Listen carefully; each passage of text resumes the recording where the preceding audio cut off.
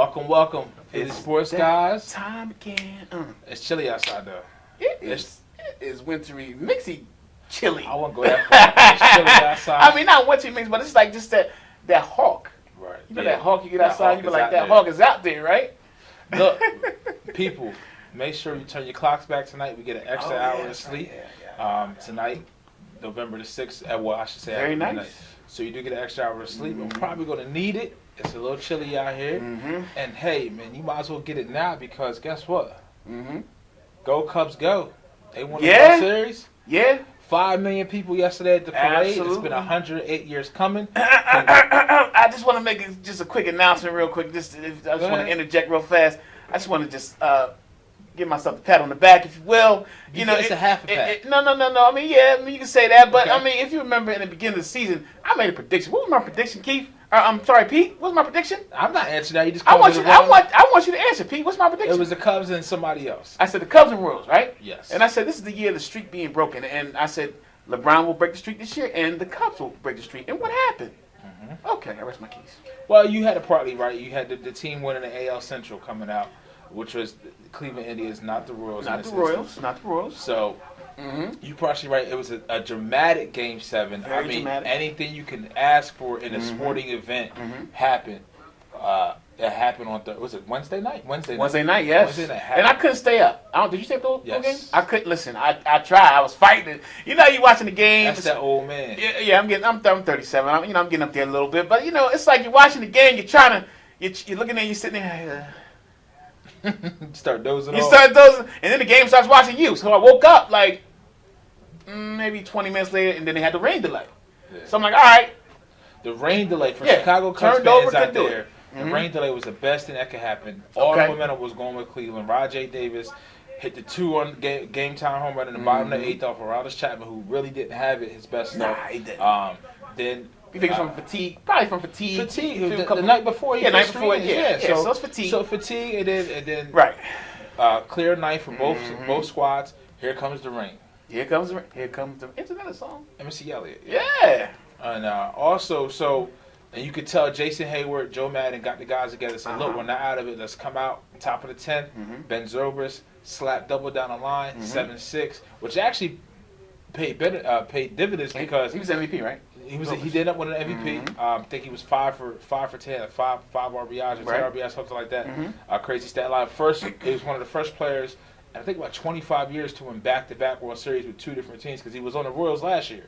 Zobrist was. Right, he was. You're right. Zobrist was on the Royals last year. So, and then Miguel Montero, who came in a trade with the Yankees, catcher prospect, also hit a run as well and made it 8-6, which that extra run actually helped because Cleveland did get one back in the bottom of the 10th and made it 8-7. Michael Martinez, ex-Philly, right, made the last out. So, listen, I'm happy for the Cubs fans, but I want to see how quick this turns around. Just like Golden State, when you go from, being beloved, everybody loves you, to how long you're going to turn into the villain. Yes, the villain. Now, just to segue off of that, I mean, that's true. The villain is definitely true. But more importantly, I got to give a shout out to Theo Epstein, the first general manager. 4 years old, first general manager to win in 2 different conferences. As you know, he broke the curse of the Bambino. He's not the first general manager. He's the youngest. The youngest. Pat Gillett did it. That's right, Pat Gillett did it. But what I'm saying, he broke the curse. He broke the curse in 2 curses. The Boston curse, the Bambino, and now the Billy Goat, which we were talking about off here. We got to figure out what that is, the Billy Goat. More information but I mean, more important, just the fact that he just came in, he set a goal. Yes. He told them, "This is what we're going to do." 4 years ago, and listen, Cubby fans, you guys got a great thing over here, man. This isn't like a one and done thing. This ain't a one and done thing. They could be there again next year. So it's going to be very interesting. They're already 3-1. 3-1 odds. 3-1 odds to get back there next year for Vegas. The biggest thing is with any team like this, you already start to see the transformation with Golden State. Absolutely. Is once you get to that level. Everybody wants to get paid. Right. Everybody wants to be happy. Now, baseball is different because you have that structure to where you can go from arbitration before you can get your first contract and how many years of service you have to have. Right. So when you look at Russell, you look at Soler, you look at Chris Bryant, you look at Schwarber, you look at Baez, you look at Contreras. You have all these players that are still minimal years into their service. So for the Cubs, it's not going to cost them a lot to keep them. Right. Now they'll have to patchwork some pitching because they have very good prospects everywhere on the field when it comes to playing positions. But as far I don't know about their pitching rotation because you still have John Lester. I was about to say Lester and Lackey. I was going to kind of get them together. So you have Lackey, Lester. You also have Hendricks and Arrieta as well, and Chapman is a free agent this year, so he may give him a whole time discount and come back because they really are trying to build something here. Now on the other side, Cleveland Indians, look, I mean, you really did it with small ball. You ran the bases aggressive, and you just knew that the Cubs were going to make adjustments to seeing Kluber the third time. You also made adjustments to seeing Chapman for the third time. Right. Well, I think the writing was on the wall. I mean, the writing was on the wall for them. I mean, look, you're up 3-1. Everyone had you win the series. Everyone was going crazy in Cleveland, and I think once they lost that first game, you kind of, in those games, whether it be basketball, those big series, and you see a team down 3-1, when that first game is won by the opposing team, you always say to yourself, could they do it? Yeah. Will they do it? And then that next game came, and it's a snowball effect. So what happens is that doubt started playing in their minds, like, okay, why they won this game? Okay, why they won this game? When we're supposed to win, we're at home, we're going home. Yeah. So I think it was more of a mental thing as well, and I just think I'm gonna say this: Francona got a coach. He got out coached by Matt in this last game. I can't say that. I can't say that. He did. I mean, some of the moves were questionable. Some of the moves he did. Nah, I can't say that. I can't say that because the Cubs is just a better team. They're deeper. Very true. But I mean, players have to if you think about it, though, I mean, very true. Very true. But I think a lot of it is all psyche, though. A lot of times, plus getting out coached. I think it was just a combination of both. But I mean, like you said, they are a better team. It's their year. Cubs did it. Kudos to them. Now, just to kind of go back to what you said, is if you look at it, is Francona had him in a position to win. That rain delay is what stopped him. Yeah, that rain delay was big. The rain delay stopped the momentum. And then you could also tell after the game was over, 15, 20 minutes later. Right. I don't know. You could say God cried, man, because it was raining. Tears of joy. You think that's tears what it was? of sadness. You can kind of spin it however you want. 108 years of Cubs win the World Series. 15 minutes after they do it, it's thunder. It's like it's torrential downpour. I mean, but what about? You look at it. Some of the stories, man. Like there's one story. I don't know if you saw it, where the guy, his father passed, and he made a vow to him, and he drove 6 hours from North Carolina to go to Indiana to his grave site and watch the game with him. I mean, if you're a sports fan, if you really love sports, this is the stuff that makes you say, "Wow, this is great." You know, but like we said, how quick can that love turn to venom? The other good story I heard, most of it was just generic reactions. I saw one guy, he just broke down in tears, was crying, and another guy, when they made it to the World Series the last time, I think it was in '84. '84, yeah. '84, and he had a Coors Light, and he says, "I'm not opening this beer until they win the World Series." Wow, I didn't hear that story. Really? So he had it the whole time. He opened the beer. He didn't drink it because it was foul. I was going to ask you. It's very, very foul. Did he keep it in the refrigerator? Or just had it somewhere in the refrigerator. It was a very, very foul order. So he said very foul. He pretended to drink the beer. So listen, Cubs fans, I'm happy for you. Yeah, they all deserve Cubs fans all around the world. I'm happy for you.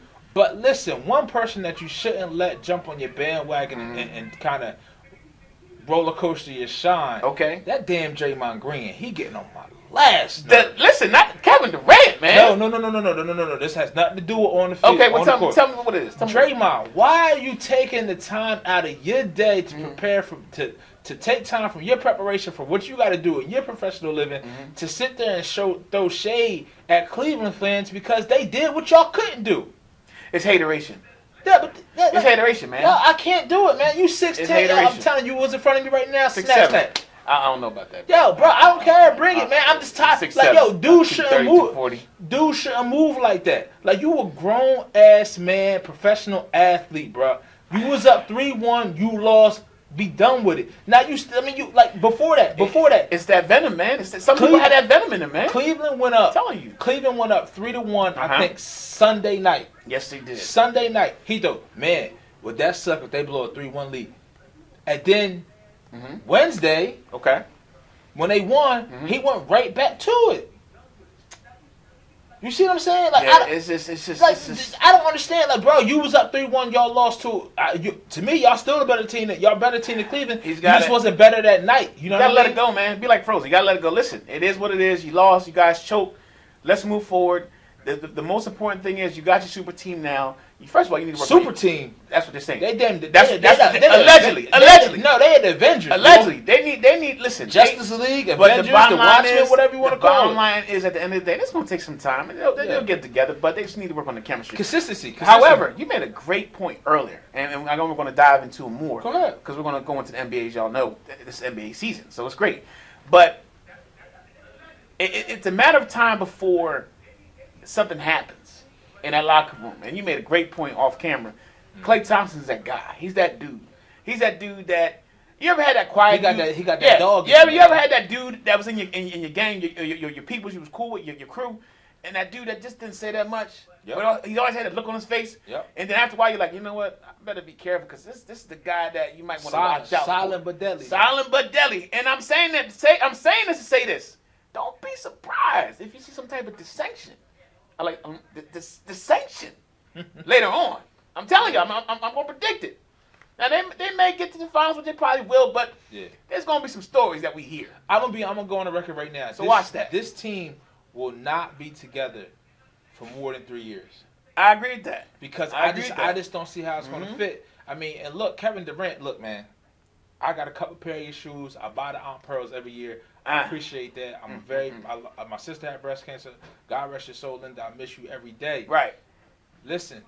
Right. Dude, I don't like the way you moving, man. Doing too much? Golden State in general, I can't even do it, man. We need to go to break. We'll come back on. You feeling it right now? We'll come back on the other side. We'll hit on Golden State nail on the head with this, and then we'll move on to something else. I'm Pete. That's Aaron, Philly Sports Cars Radio Vision Network. Stick with us. We'll be right back.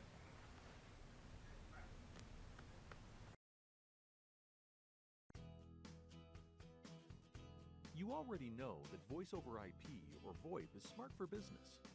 But what's the smartest way to make the switch? Introducing Ansero's